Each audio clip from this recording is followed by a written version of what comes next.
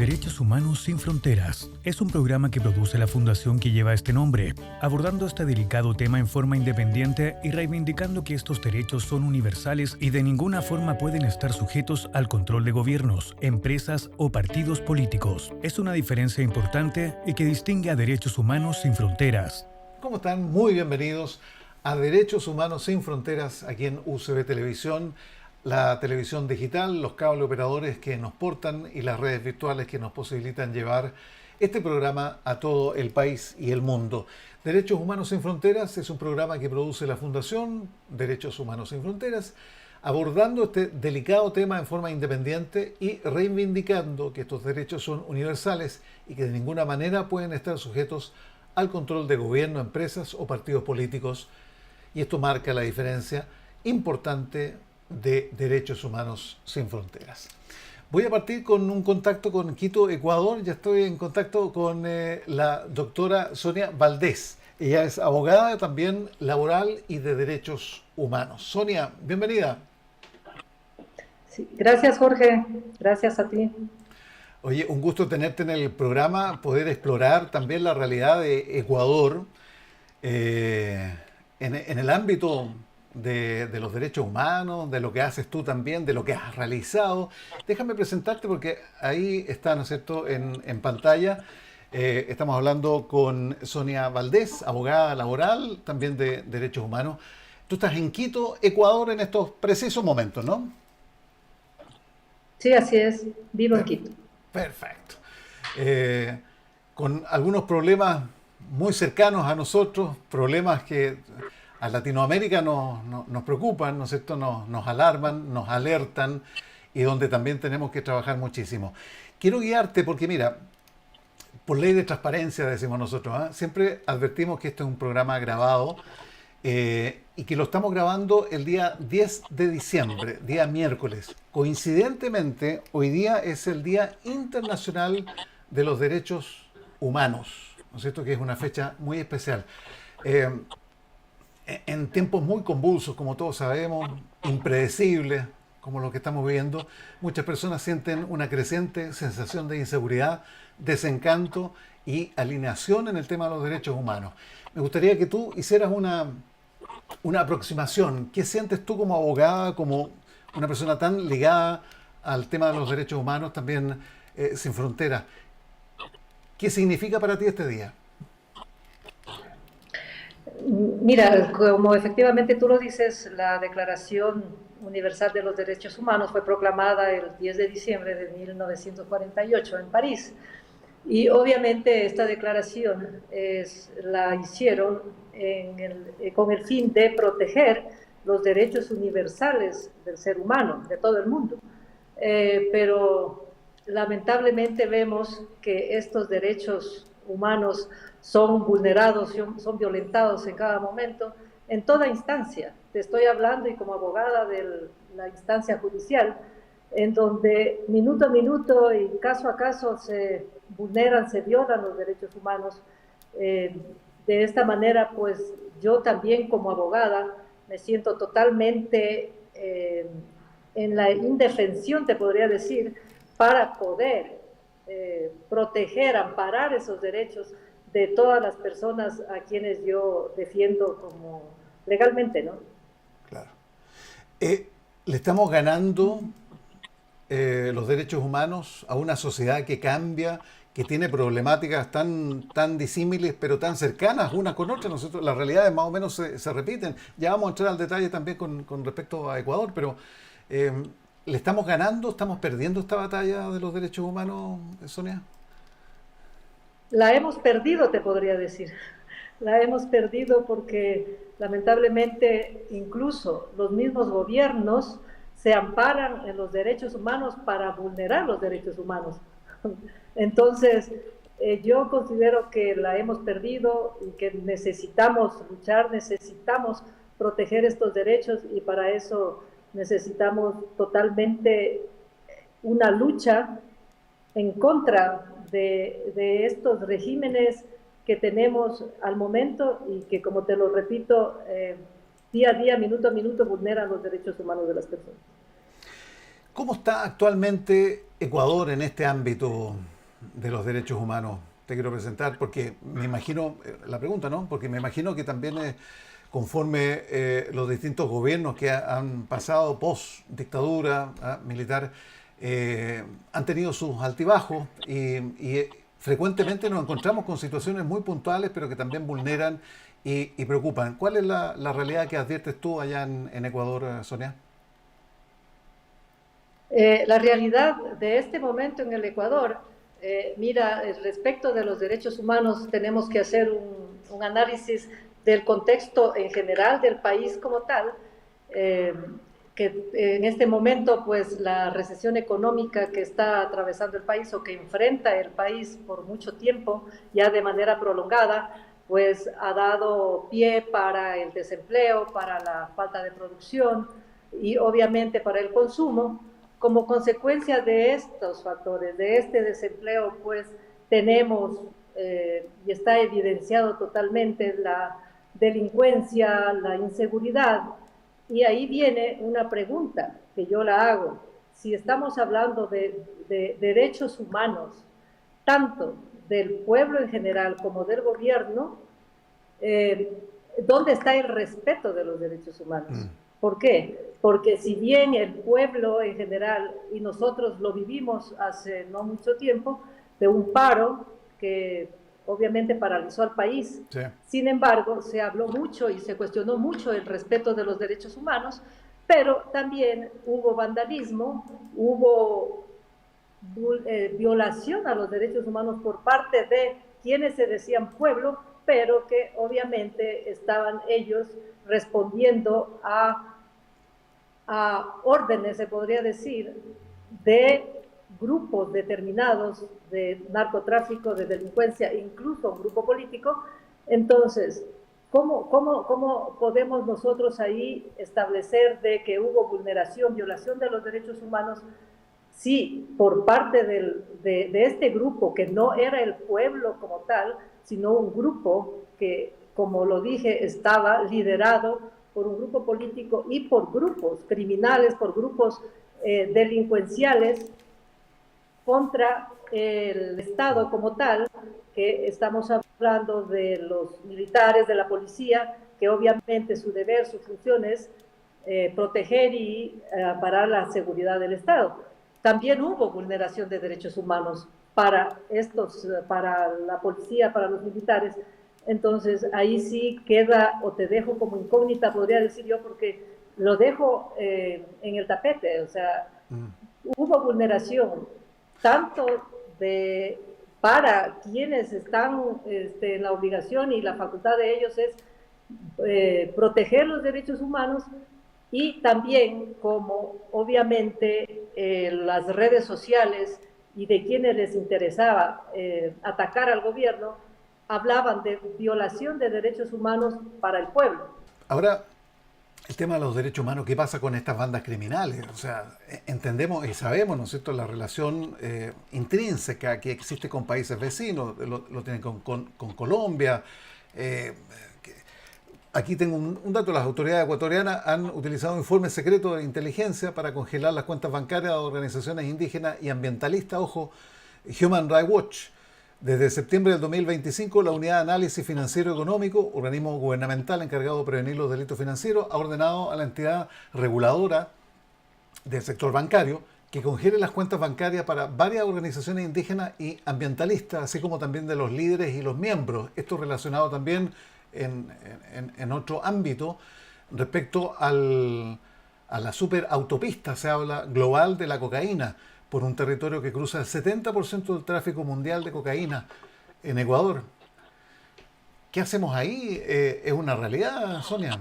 A ver, mira, exactamente es lo que yo te decía. Las redes sociales y la información que sale al exterior no es la correcta, y te lo digo yo como abogada.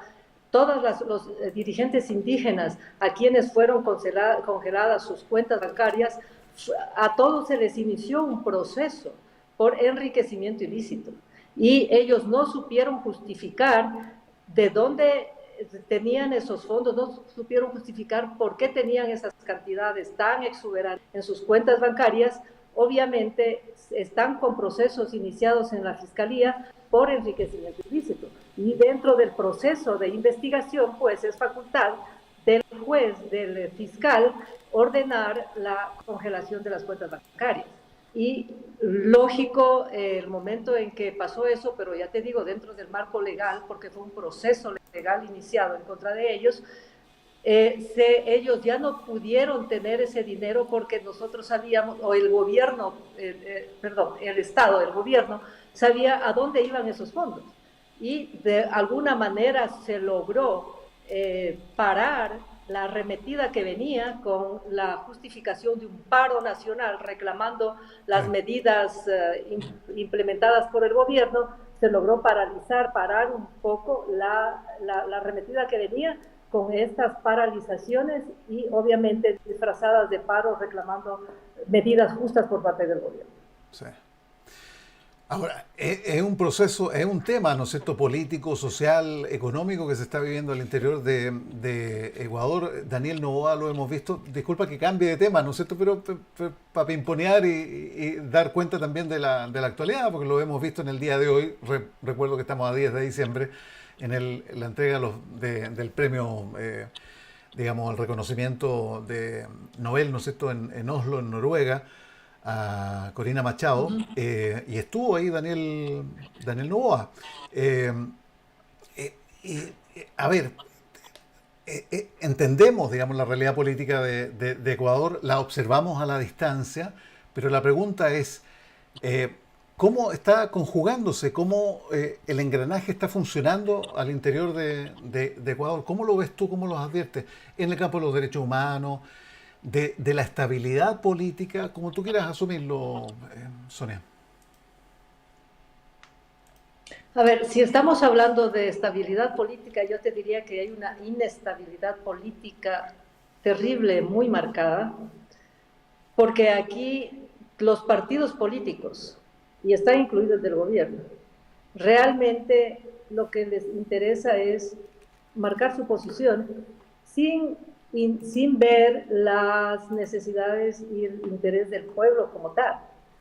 Entonces, obviamente, ellos aprovechan de los derechos humanos para decir que se están violentando, pero eso va en beneficio de ellos como tal, de los partidos políticos. No existe una conciencia de clase en donde estos partidos políticos realmente se jueguen la camiseta, como decimos, por el pueblo como tal.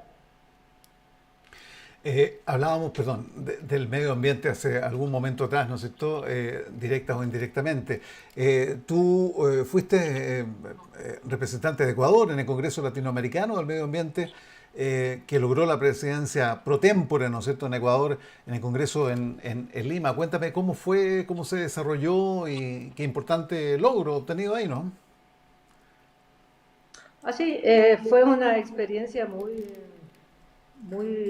fructífera, muy enriquecedora, tanto pues, a nivel personal como profesional, y efectivamente dentro de este evento que duró una semana, en donde se discutió a nivel técnico y a nivel legal los mecanismos de lo que se refiere a la fiscalización y control ambiental a nivel regional y de América Latina, y logré, pues yo estaba representando al Ecuador. Este encuentro era de ministros, sin embargo, pues yo tuve la oportunidad de que me deleguen a mí representando a la señora ministra, y por cierto estaba también el ministro de esa época, pues de Chile, y por el trabajo que se hizo, por todo lo que se expuso respecto de la normativa ecuatoriana en materia ambiental, en materia de fiscalización, de control ambiental, pues logré que el Ecuador sea nombrado presidente del evento de fiscalización y certificación ambiental. Sonia, te quería preguntar, ¿Cuál es el desafío para Ecuador en estos ámbitos de derechos humanos, del tema ambiental que tú sugieres? Debemos poner atención ahí en este país sudamericano que creo también representa problemas transversales para muchos. Respecto del tema ambiental, nuestra constitución ampara a la naturaleza y efectivamente existe una legislación muy grande, muy extensa, en donde protege la naturaleza, el derecho a la naturaleza, y obviamente existen mecanismos establecidos legalmente para la protección y control ambiental. Obviamente estamos hablando a nivel de permisos ambientales y del control de estos permisos ambientales para poder lograr el menos generación daño al ambiente. Ok, ¿y en términos de derechos humanos? En términos de derechos humanos respecto de la naturaleza, pues, o de derechos humanos en general, pues es un reto y es una obligación del Estado respetar estos derechos y obviamente acoger los tratados y convenios internacionales en donde está estableciéndose los derechos fundamentales del ser humano, que, como te dije, pues el Ecuador no lo hace y no ampara ni protege estos derechos. Ya. Sonia, ¿cómo llegas ahí a Derechos Humanos Sin Frontera, que nos parece súper importante también en tu accionar, en tu gestión?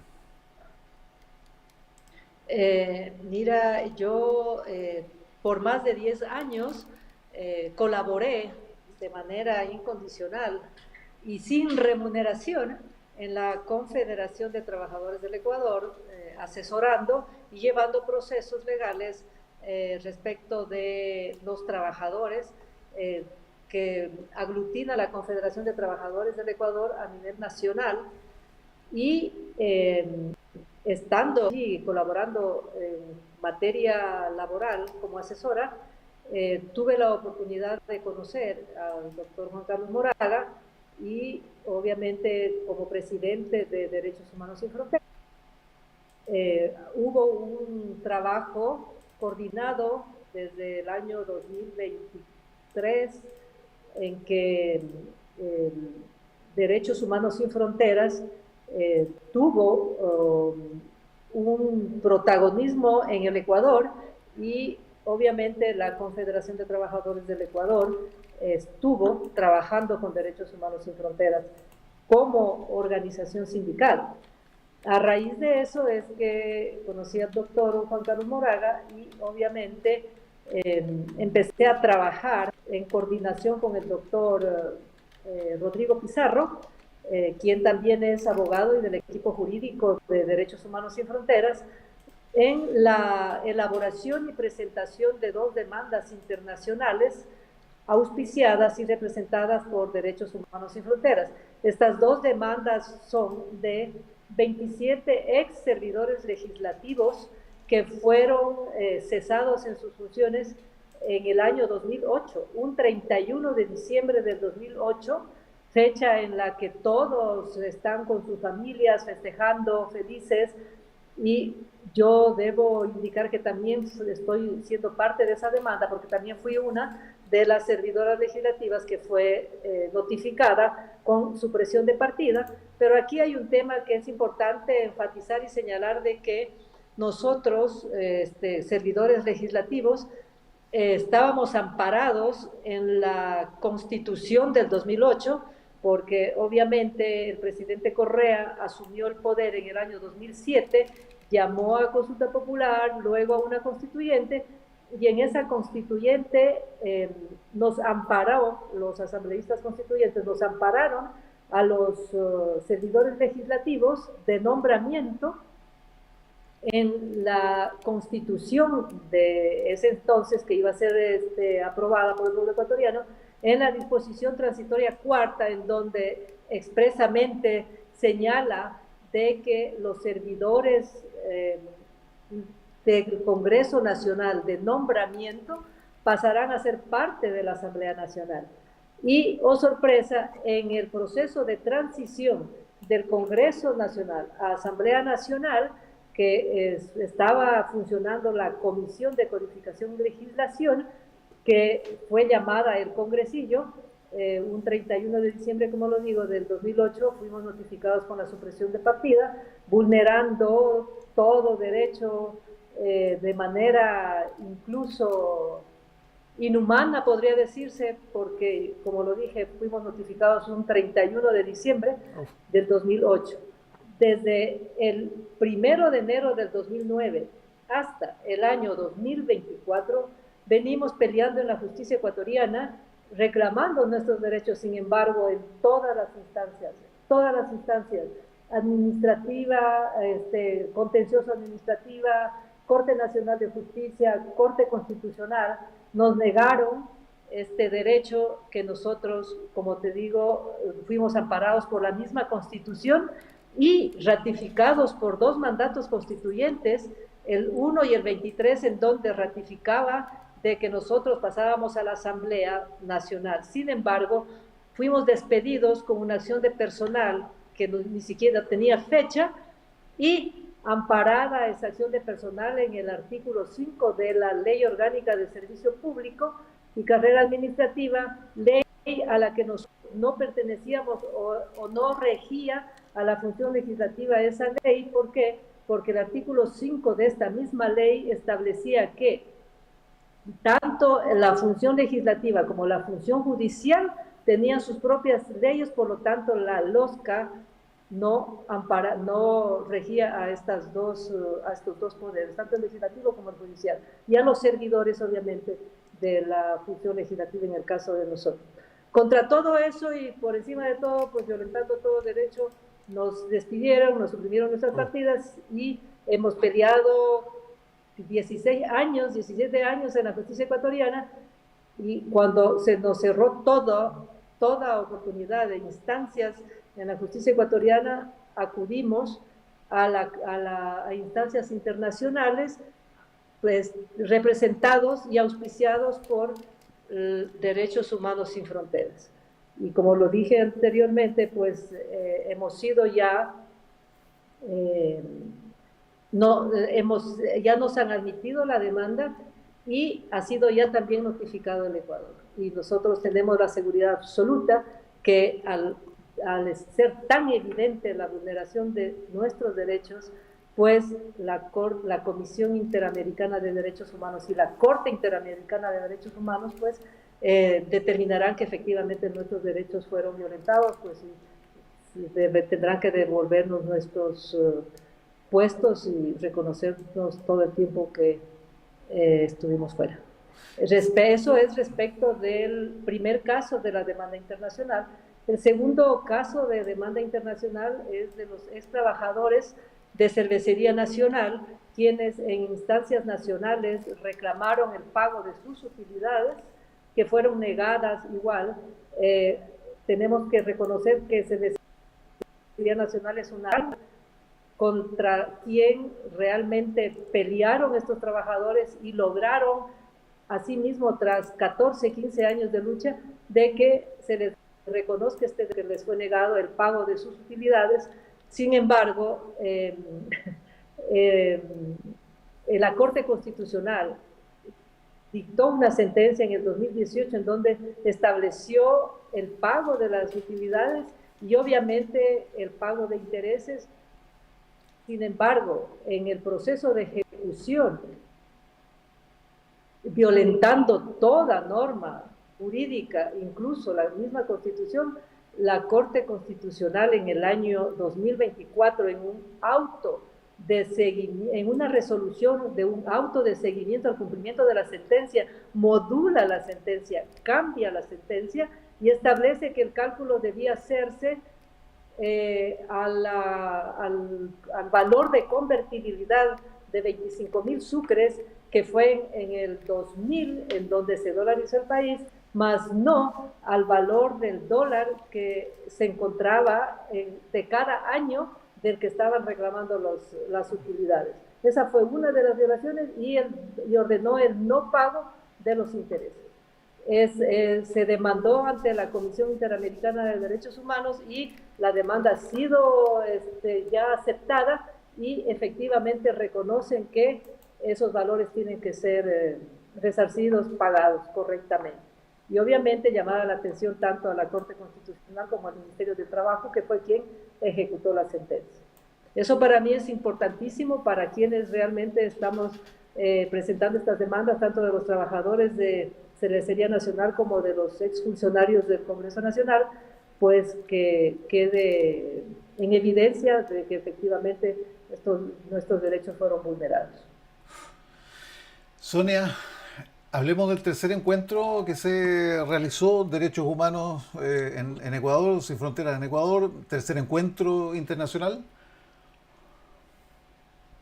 El tercer encuentro internacional de Derechos Humanos Sin Fronteras se desarrolló en la ciudad de Quito del 16 al 18 de julio, convocado por obviamente Derechos Humanos Sin Fronteras Chile, que es la matriz, al cual acudieron delegaciones tanto de Marruecos, de Perú, de Ecuador, de Argentina, vía Zoom, de mismo Marruecos también, que no pudieron llegar también vía Zoom.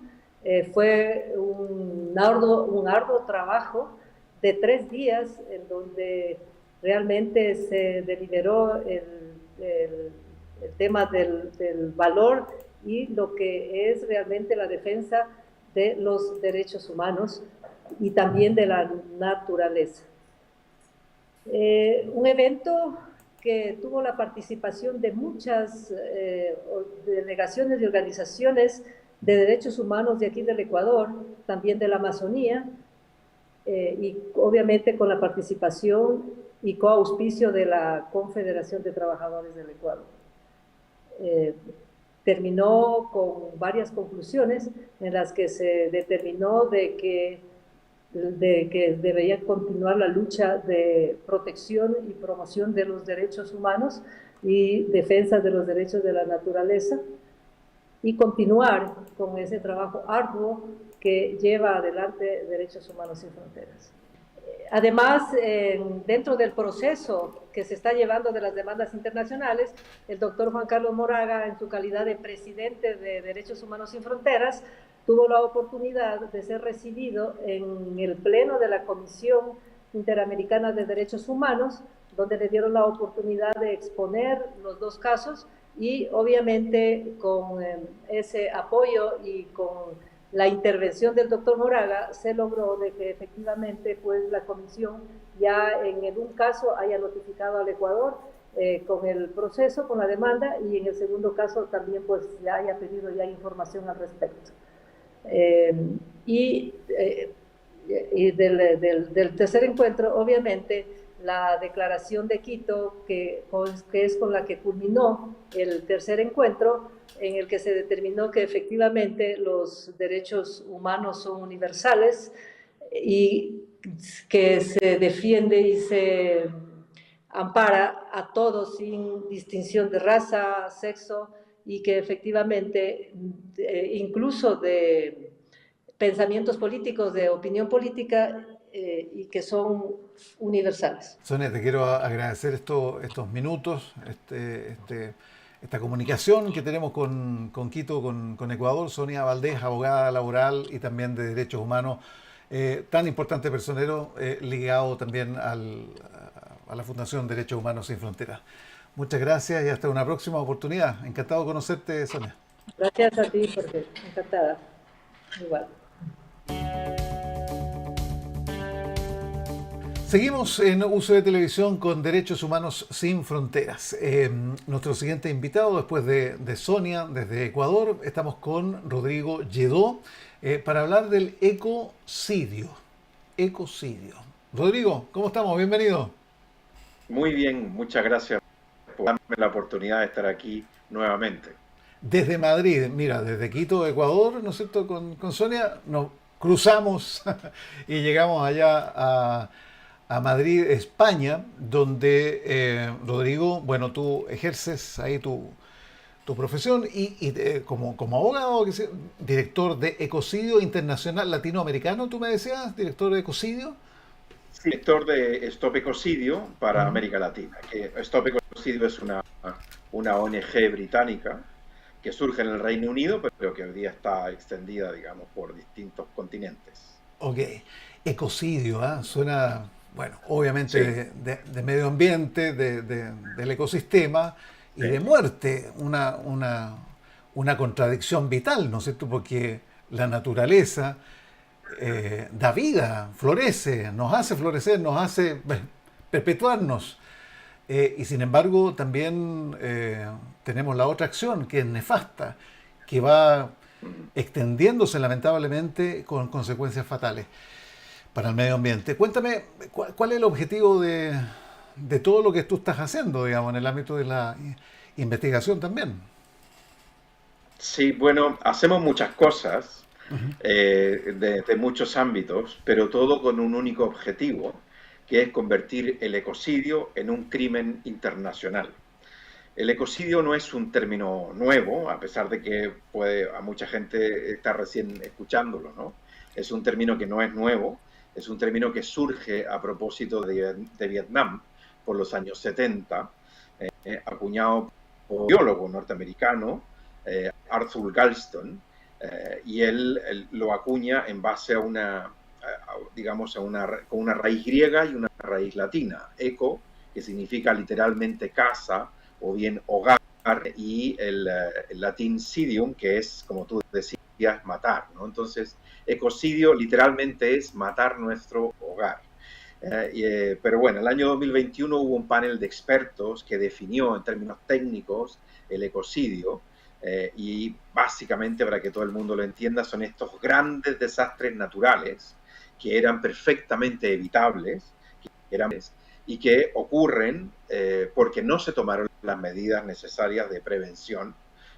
Y entonces la idea es que se asuma una responsabilidad individual, no solamente una responsabilidad de la empresa o una responsabilidad del Estado cuando eso corresponde, sino que también una responsabilidad individual de la o las personas que tomaron acción o dejaron de tomar una decisión que causa estos desastres ambientales. Estamos en este momento llegando a un punto de inflexión en materia ambiental a nivel global, que hace que la preocupación fundamental o una de las preocupaciones fundamentales de la humanidad, además de la paz y los derechos humanos, pues sea la preocupación por el medio ambiente. Sí. Rodrigo, linkeando el tema, porque estamos a 10, estamos grabándolo el 10, lo dije delante, 10 de diciembre, que es el Día Internacional de las Naciones Unidas de los Derechos Humanos. ¿Es un derecho fundamental, un derecho humano, el tener un ecosistema, un medio ambiente digno, respetuoso, responsable? ¿Es un derecho humano? Sí, está consagrado ya como un derecho humano en una declaración que fue emitida, si no me equivoco, en 2017.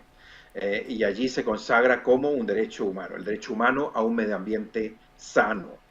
La Constitución chilena, yo llevo mucho tiempo fuera, pero si la memoria no me falla, la chilena establece el derecho a vivir en un medio ambiente libre de contaminación. Y luego hay otras constituciones que también este derecho o leyes que de alguna manera lo han ido incorporando. Entonces, se ha emitido también, creo que esto es interesante hacerlo notar, una opinión consultiva de dos tribunales internacionales, por un lado la Corte Internacional de Justicia y por otro lado la Corte Interamericana de Derechos Humanos. La Corte Interamericana, pues ya se decía también en el bloque anterior, ¿verdad? Este tribunal que juzga las infracciones a la Convención Americana de Derechos Humanos, pero por otra parte la Corte Internacional de Justicia juzga todos los conflictos que tienen que ver con los estados. Y allí una opinión consultiva sobre el cambio que refuerza, digamos, este derecho a vivir en un medio ambiente sano, libre de contaminación, y en base a ese derecho establece que los estados tienen obligaciones legales de cumplir con sus compromisos internacionales en materia de cambio climático. Y por su parte, la opinión consultiva de la Corte Interamericana va más allá y dice que es parte del just cause, estas medidas de prevención que deben adoptarse. El jus cogens es un concepto antiguo del derecho internacional, pero básicamente, para que todo el mundo lo entienda, es el núcleo duro, digamos, del derecho internacional. Es este derecho que no está en los estados, que no puede ser derogado y que tiene que ser aplicado en todas circunstancias. Es decir, estamos hablando de que los tribunales internacionales se están tomando muy en serio todo el tema ambiental, precisamente porque estamos viviendo una crisis en esta materia. Ya, es el marco, digamos, teórico, constitucional, que tú lo haces, ¿no es cierto?, resaltar, figura también, obviamente, aquí en nuestro país, pero y se trata de respetar y se hace respetar, pero eso es la teoría. Ahora en la práctica, ¿qué tanto poder coercitivo, digamos, de acción tienen los organismos internacionales frente a un país que no respete, digamos, el tema ambiental? Claro, los primeros llamados a cumplir toda la normativa ambiental son los estados. Por lo tanto, son ellos los que tienen el imperio de hacer cumplir la ley a través de la policía, a través de entes fiscalizadores, de los tribunales de justicia, de incluso las fiscalías, ¿no? Hay una unidad ambiental en esta materia y hay fiscalizaciones, hay denuncias también por delitos ambientales que se tienen que tramitar, etcétera, ¿no? Son los estados los llamados a esto. Y cuando el Estado no cumple, está a ser denunciado ante tribunales internacionales, como es la Corte Interamericana de Derechos Humanos o bien también la Corte Internacional de Justicia, cuando, por ejemplo, es otro Estado el afectado, porque muchas veces estos desastres ambientales también son transitosos, y lo que ocurre en un país, pues, trasciende al otro, ¿no? Por contaminación de aguas, de un río que cruza una frontera, o en el aire, etcétera, ¿no? Eso ha sucedido en muchas ocasiones y entonces también hay, y seguirá habiendo y habrá cada vez más, conflictos entre estados por materia de contaminación ambiental. Ahora, el Estado es una entelequia, ¿no es cierto? Es algo intangible. Los gobiernos son los responsables de turno para tomar las decisiones y las políticas necesarias, digamos, para mantener el sistema protegido, digamos, y que haya cierta responsabilidad frente a lo que estamos conversando. Ahora, los gobiernos pasan también, o sea, ¿qué puede pasar, ¿no es cierto?, en el caso de un gobierno de 4 años, de 6 años? Simplemente se dio la autorización para alguna acción medioambiental que va en perjuicio, termina su mandato y simplemente viene otro a cargo que toma la posta, para bien o para mal, digamos, y en el escenario que sea malo, digamos, en términos medioambientales, ¿qué responsabilidad se le puede achacar, digamos, a un presidente que ya no está? ¿Hay alguna responsabilidad de ese tipo al final? ¿Penal o, no sé, por último, social? ¿De qué tipo? Sí, hay responsabilidad, por eso la idea del ecocidio, ¿no? Que el ecocidio responsabiliza individualmente a la persona, pero también los delitos que ya existen también van a la responsabilidad individual. Y en el caso que tú planteas, sería algo así como una suerte de autorización fraudulenta. No cumple los requisitos, sin embargo, el amigo pues le hace un informe ambiental favorable para que lo apruebe y todo el mundo, sabiendo que esto no cumple los requisitos, pues finalmente se aprueba y la empresa opera y se reparten las comisiones y la digamos, opera a sus anchas, ¿no? Esto ha sucedido en Chile y ha sucedido también en toda América Latina, ¿no? Que es donde yo básicamente me ocupo, ¿no? Pero para eso necesitamos reforzar la institucionalidad y que no dependa exclusivamente del gobierno. Tú hablabas del gobierno, pero que también está la policía, están las fiscalías, están los tribunales de justicia, o sea, hay toda la institucionalidad permanente del Estado debería operar en estos casos, y el punto es que muchas veces el sistema va tarde, va lento, se demora y tal, y el desastre ambiental, como tú bien dices, ya ocurrió hace unos cuantos años atrás, y esto pierde un poco de actualidad o pierde interés, pero sin duda que son temas que se tienen que abordar y que Chile ha reforzado, digamos, su institucionalidad ambiental recientemente. En el año 2020 hubo una ley de delitos económicos y allí incluyó delitos ambientales que han reforzado esta protección ambiental, de manera que de alguna manera Chile está formalmente haciendo los deberes. Otra cosa es que el sistema judicial sea capaz de procesar, investigar, llegar a fondo y finalmente sancionar a quienes deba sancionar, que muchas grandes.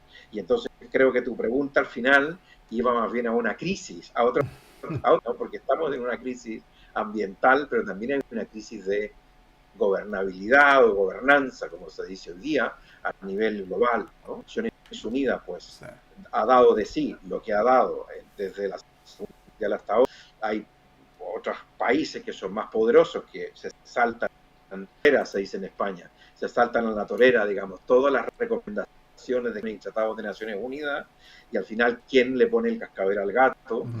Y parece una suerte de ingobernabilidad, ¿no? ¿Y qué pasa con los estados? Pues los estados tienen detrás a las grandes corporaciones nacionales o transnacionales que de alguna manera condicionan también las decisiones que pueden tomar y las instituciones. Parte de una crisis más grande, si tú quieres, ¿no? La crisis de estabilidad es parte de la crisis ambiental y es parte de una crisis mayor que podríamos llamar crisis de civilización. Es el fin de una era, el fin de un ciclo, y hay que revisar de alguna manera estas instituciones. No nos engañemos, hoy día 10 de diciembre que estamos hablando de estos temas, o hay que decirlo con todas sus letras, ha regresado el fascismo, hay un neofascismo, algo que parecía impensable, ¿no? En fin, 80 años atrás, algo impensable sucederá hoy día, 80 años después, realmente increíble, ¿no? Entonces...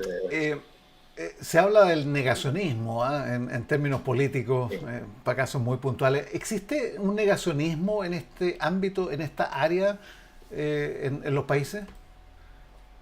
Sí, existe negacionismo respecto de lo que ocurrió, ¿no? Hay gente que todavía niega el holocausto o los holocaustos, sí, porque no solamente sufrió el pueblo judío, también han sufrido otros colectivos, ¿no? Como los gitanos, como, sí, pues, en fin, los colectivos LGTBI, homosexuales, discapacitados, etcétera, etcétera, ¿no? Pero hay también un negacionismo ambiental, ¿no? De que no existe el cambio climático, de que los informes de Naciones Unidas son un invento, o que la Agenda 2030 es algo del demonio, ese tipo de historias, ¿no? Cuando ya son grandes esfuerzos colectivos por frenar una crisis que es real y que existe. Esto es importante que la gente que escuche lo sepa, ¿no? Existe el organismo internacional que va auditando y que va emitiendo informes técnicos, que es el IPCC, ¿no? El Organismo de Naciones Unidas, que va diciendo cómo vamos en materia ambiental, cuáles son las recomendaciones que se hacen. En todo tiempo se emiten estos informes y ese organismo técnico está constituido por más de 1000 científicos de todos los países del mundo, ¿no? Y ahí se reúnen y adoptan, y son los que han dicho recientemente que ya hemos superado el 1.5 grados de calentamiento global, ¿no? El acuerdo, el protocolo de Kioto y anteriormente el acuerdo de París, pues recomendaba que no superáramos el 1.5. Si nos quedamos dentro del 1.5 grados de aumento desde la época preindustrial hasta ahora, estábamos en una zona segura, ya lo hemos superado, ¿sí? El compromiso es no superar los 2 grados, pero entre el 1.5 y los 2 grados estamos corriendo un riesgo y ya estamos en esa zona, y por eso se ha decretado la alerta ambiental a nivel global. ¿El negacionismo es parte también de la desinformación o de no querer informarse, de no querer saber? Y te pregunto abiertamente, ¿Donald Trump es negacionista? Bueno, él ha negado varias veces el cambio climático. Lo ha negado varias veces, ¿no? Y todos los sectores, digamos, de ultraderecha, pues lo niegan, ¿no? Lo niegan. Pero es negar también la ciencia. Cuando tú quieres discutir con esos personajes a nivel seriamente, ¿no? Dicen, con ese personaje en cuestión que es el presidente de la primera potencia del mundo. O sea, ¿cuál es el poder que podemos tener frente a ese otro poder? Entonces hay un desbalance, ¿no? Claro. Hay total, y es parte de la crisis, digamos, a nivel global. También hay una crisis de la institucionalidad internacional. Toda la arquitectura que se construyó después de la Segunda Guerra Mundial es decir, todo lo que es Naciones Unidas y toda la construcción de derechos humanos, de desarrollo, de cooperación al desarrollo entre los distintos países, pues en este momento está puesto en cuestión porque hay un Estado, puntualmente Estados Unidos, que se salta olímpicamente todos los pactos que han dado, todas las convenciones, y hace realmente lo que quiere, ¿no? Y esa es una situación que está en materia ambiental muchísimo, ¿no? Han aumentado los niveles, ¿no? Si de alguna manera estábamos disminuyendo o controlando el calentamiento global y tal, pues ahora con personas le da carta blanca. Recordemos que él dijo algo, cuando asumió su poder, dijo, we will drill, baby, drill. O sea, vamos a perforar, ¿no? A perforar y seguir perforando para buscar más petróleo y vender más petróleo, y todo lo que pasa hoy día en distintas latitudes tiene también que ver con las reservas de petróleo y con seguir vendiendo petróleo, seguir combustibles fósiles. Y lo que ha pasado también recientemente en la COP30, pues es que no se pone en ya poner freno a los combustibles fósiles, en un convenio de no proliferación, digamos, de combustibles fósiles. Quememos lo que tenemos, pero no sigamos explorando, porque si no, pues estamos jugando con fuego, ya hemos superado el 1.5, como digo, ¿no? Por eso están surgiendo alternativas. Se va a celebrar el próximo año en Santa Marta, Colombia, una convención sobre no proliferación de combustibles fósiles, auspiciado por Colombia y por Países Bajos, al margen de las cumbres del clima, porque en las cumbres del clima hay estados que están haciendo oposición y entonces no se puede avanzar, y entonces reunir a los que sí quieren avanzar para poder tomar medidas en serio. Estamos realmente en un mundo en crisis, ¿sí, no? Es Sí. triste decirlo, y hay gente que no le gusta oírlo porque Es que, más tranquilo mirar para otro lado, negarlo y seguir adelante, ¿no? es que Pero sí que Rodrigo, responsablemente hay que hacer cambio. ¿cómo sociabilizamos esta realidad? ¿Cómo impactamos socialmente para que tenga una respuesta de la población que también es bastante distendida, llamémoslo, frente a los desafíos y frente a la realidad que está ahí, se demuestra con todos los grados, con los datos que tú nos otorgas? Entonces, ¿cómo hacemos?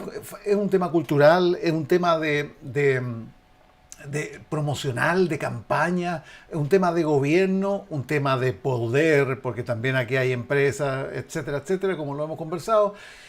¿Cómo se logra? Mira, esto es súper claro. Es como cuando uno va a la playa, ¿no es cierto?, en el verano, y se echa poco bloqueador porque dicen, esa cuestión es como para largo plazo, quién sabe, no me va a pasar a mí, no sé, no tengo problema. Pero sin embargo, ahí está, es un problema latente, ¿no es cierto?, que te puede desencadenar conflictos importantes de salud. Entonces uno advierte también todo lo que es medioambiental como, eso puede pasar, pero no sé, es como muy a futuro. ¿Cómo hacemos? ¿Cómo valoramos esa realidad y cómo la transmitimos? ¿Cómo la sociabilizamos? Esa es la pregunta.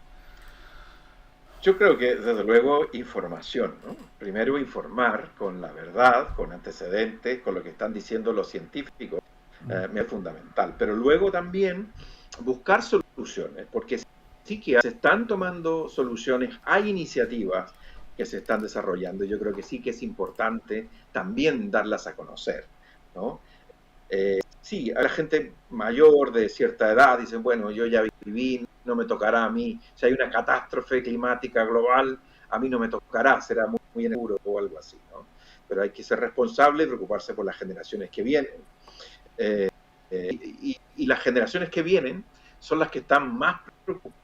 Que surge esta niña, que hoy día ya no es una niña, es una mujer joven, adolescente, que es la Greta Thunberg, ¿no?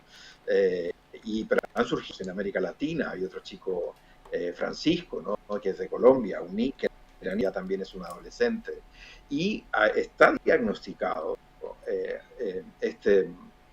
como una nueva, digamos, sintomatología, no sé, yo no soy experto en esto, pero de carácter psicológico, ¿no?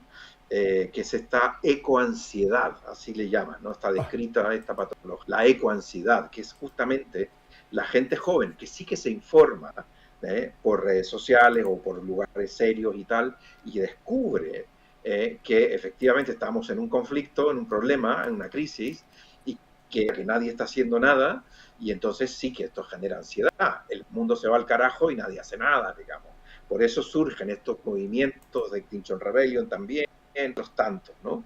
Sin embargo, sí que se están tomando medidas, sí que se están haciendo cosas, sí que hay países que se están tomando esto muy en serio y que han avanzado muchísimo en materia ambiental. Uno de ellos es, por ejemplo, China, que durante mucho tiempo ha sido los más antes y hoy día están revisando todo su proceso productivo para regenerar el medio ambiente por una parte, pero también para disminuir las emisiones de CO2 y reemplazar todo por energías renovables. La Unión Europea lleva años también, ¿no?, con energías renovables y aumentando cada vez más la generación de energía de manera sostenible, ¿no?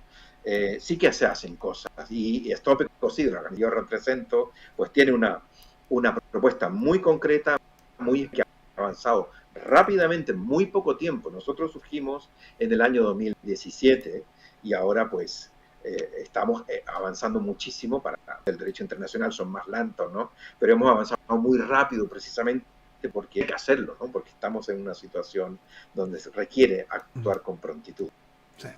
Bueno, este despertar necesario ecológico mundial se hace presente a través de las directrices, los gobiernos, las iniciativas.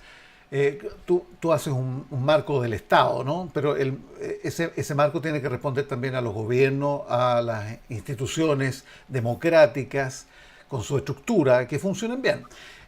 Nosotros, este fin de semana, porque esto va a salir al aire, ¿no es cierto?, 13, 14 de diciembre, este fin de semana precisamente estamos en la segunda vuelta en el balotaje de las elecciones, y te digo que lo que menos se ha hablado acá es temas de esta índole, o sea, seguridad, temas que nos preocupan a todos, ¿no es cierto?, seguridad, discrepancias verbales, ¿no es cierto?, de uno y otro candidato y candidata, pero temas de medioambiental, de ecocidio, de la relevancia que tiene para el futuro, para las nuevas generaciones, para cómo nos puede cambiar el planeta, cosas tan relevantes también, nada. Pero es que nada, Rodrigo. ¿Qué se hace? Es una pena porque debería ser transversal, debería ser una preocupación transversal, es decir, gobierne quien gobierne, del sector que sea, tienen que tomarse medidas y Chile tiene y puede tomar medidas, ¿sí?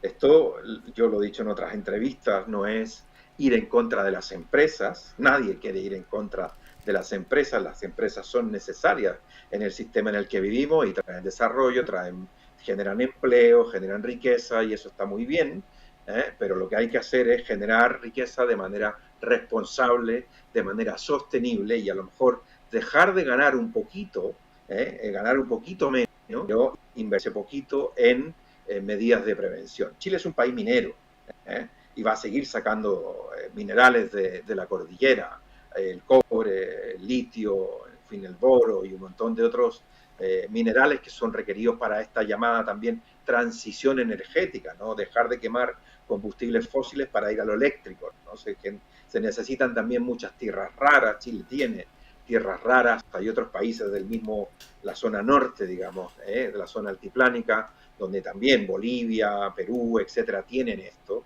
y es necesario, ¿vale? Y hay que hacerlo, pero se puede hacer de manera sostenible, invirtiendo un poco más en medidas de prevención ambiental, obteniendo agua, porque se requiere para los procesos mineros siempre agua, pero se puede obtener de una manera más sostenible. Hay, digamos, medidas que se están tomando, pero que no llegan a ser del todo adecuadas. Por ejemplo, se han instalado algunas plantas desaladoras de agua para tratar el agua y que sea potable. Sí. Eso está muy bien, pero que claro, contaminan harto también, ¿eh? A eso voy, claro, porque si la sal resultante de ese proceso de quitarle la sal al agua, después tú la vas al mar sin más, el borde costero va a quedar más salado de lo necesario y se van a morir todo el ecosistema que está ahí, ¿no?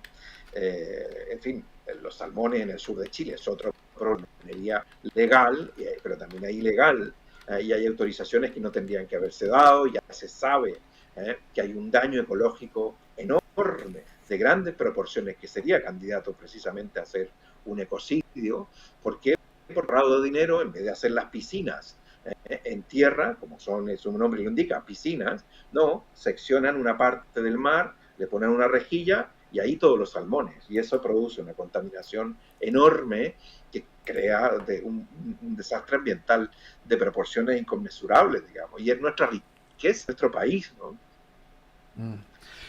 Ay, ay, ay. Grandes desafíos ante una realidad. Sí. Fíjate que estaba revisando por acá un datito. Este dice relación con las estadísticas, las cifras que llevan, ¿no es cierto?, distintos proyectos que están detenidos, decenas de proyectos importantes judicializados, alrededor de 64 a 65% con inversiones millonarias en nuestro país, aunque la mayoría, 85%, tiene su permiso ambiental aprobado, pero que enfrentan impugnaciones, lo que los retrasa significativamente, a veces con más de 4 años, afectando la creación de miles de empleos potenciales en Chile.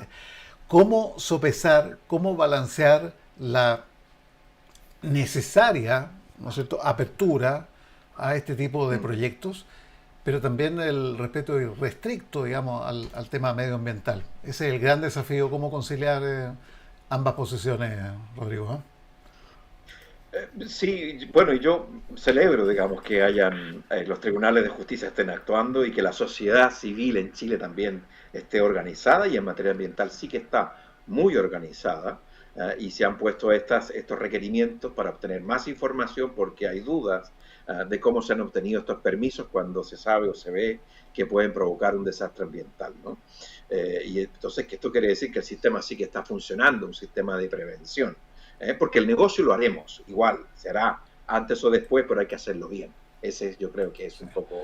Alguien te podría decir que sí, se puede hacer, pero en otro lado, en otro país, donde esté un poquito más laxa, digamos, la jurisprudencia de este tema. Y es por eso que tiene que existir coordinación a nivel internacional, porque en la medida en que existan estos paraísos ambientales, así, o paraísos donde se puede contaminar, yo voy a este país, me autorizan todo, así que vamos todos para allá, ¿no? Pero resulta que eso al final va a afectar igual al planeta, porque estamos subidos en el mismo barco.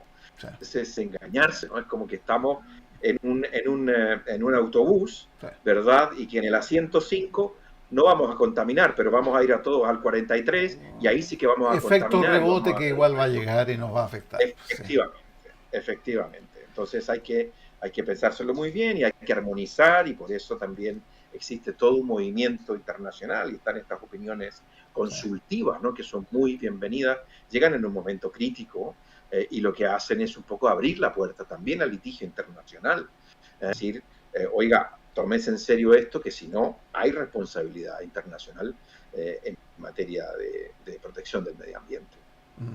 Rodrigo, nos pilla la hora. Muy interesante. Ojalá que hayamos creado la conciencia básica necesaria. Por último, el interés que despierte, ¿no es cierto?, en cada uno de nosotros, y obvio en las autoridades relacionadas al tema, porque sin eso estamos, digamos, avanzando hacia atrás, retrocediendo en términos más simples, involucionando cuando el planeta requiere más acción. Muchas gracias, Rodrigo, y hasta una próxima oportunidad. Gracias por haber estado con Derechos Humanos Sin Fronteras.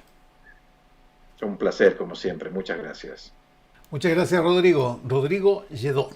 Bueno, despedimos este programa, este fin de semana. Muchas gracias por ser parte, también por tratar de conocer los derechos humanos sin fronteras que proponemos semana a semana en estos capítulos. Si usted va a ucbtv.cl y se incorpora, digamos, a nuestra larga lista de posteos ahí en Televisión a la Carta, va a encontrar Derechos Humanos Sin Fronteras, cada uno de los capítulos que hemos presentado habitualmente en estos fines de semana. Derechos Humanos Sin Fronteras, programación de Televisión a la Carta, y aparece en la página web de ucbtv.cl. Eso es. Buen fin de semana. Cuídense mucho. Hasta la próxima.